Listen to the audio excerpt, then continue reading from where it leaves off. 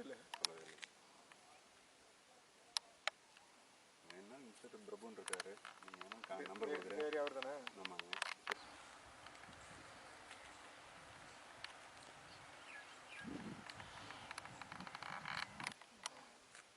அது மாதிரி ஏதாவது ப்ராப்ளம் வரும்போது ரெக்கார்டிங்கில் ஃபோட்டோ எடுத்து வச்சுக்கணும் நீங்கள். சரி, அது நாளைக்கு ஏதாவது இது பண்ணுறதுக்கு நல்லாயிருக்கும். அந்த மாதிரி டைமில் அந்த மாதிரி குழு பேருந்துகள் இருக்கு இல்லையா,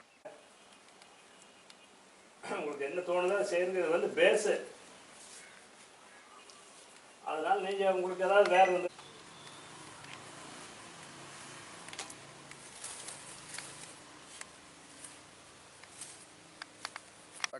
பட்டு விவசாயம் அதிகமாக இருக்கிற இடம் உடுமலைப்பேட்டை. நாங்கள் சின்னவரம்பட்டியிலேருந்து பேசுகிறோம். நாங்கள் அதிகமான பட்டு விவசாயம் பார்த்திங்கன்னா சின்னவரம்பட்டியில் அதிகமாக இருக்குது. ஆனால் செஞ்சு ஒரு பிரயோசனம் இல்லை. பட்டு தொழில் பார்த்திங்கன்னா ரொம்ப சீர்குலைஞ்சிட்டு வருது.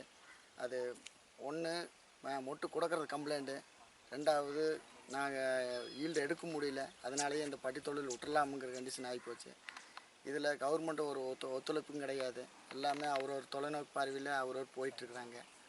நாங்கள் தொழில் செய்யலான்னா இப்போ பிடுங்குற கண்டிஷன் வந்துட்டா ஒன்றும் செய்கிற மாதிரி ஐடியாவும் இல்லை. எங்கள் ஊர்லேயே இப்போ 16 ஏக்கர் பக்கம் பிடுங்கியாச்சு.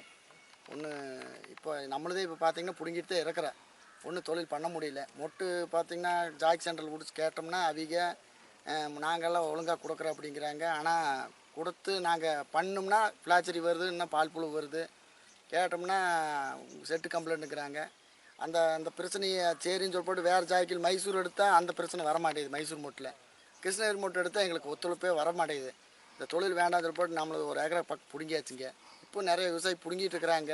இப்போ ஒரு நம்ம காட்டில் சுற்றியும் பார்த்திங்கன்னா அங்கே ஒரு 2 ஏக்கரை, இன்னொரு 2 ஏக்கரை பிடுங்கியாச்சுங்க. ஆனால் இதை பற்றி அதிகாரிகிட்ட சொன்னால் எந்த கவனமும் கிடையாது. இதோட தொழில் விட்டுறலான்னு சொல்லிட்டு நம்ம பிடுங்கிட்டு இருக்கிறோமுங்க. ஏதாவது கவர்மெண்ட் பார்த்து ஏதோ பண்ணுனா செய்யலாம், இல்லைன்னா தொழில்களை பட்டு விவசாயம் ரொம்ப நலிவடைஞ்சு போகும்னு நம்மளுக்கு ஒரு இதுங்க.